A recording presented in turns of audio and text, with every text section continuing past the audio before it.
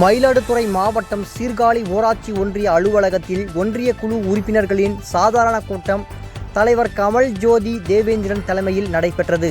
துணைத் தலைவர் உஷா நந்தினி, பிரபாகரன், வட்டார வளர்ச்சி அலுவலர் சரவணன், திருமுருகன் ஒன்றிய குழு உறுப்பினரும் திமுக கிழக்கு ஒன்றிய செயலாளருமான பஞ்சுகுமார், விசாகர் உள்ளிட்ட பலர் ஒன்றிய குழு உறுப்பினர்கள் கலந்து கொண்டனர். கலைஞரின் கனவு இல்ல திட்டத்தில் அதிகாரிகள் முறைகேடு செய்வதாக ஒன்றிய குழு உறுப்பினர் பஞ்சுகுமார் குற்றம் சாட்டி பேசினார். தினமடை செய்திகளுக்காக மயிலாடுதுறை மாவட்ட ஒளிப்பதிவாளர் நடராஜன்.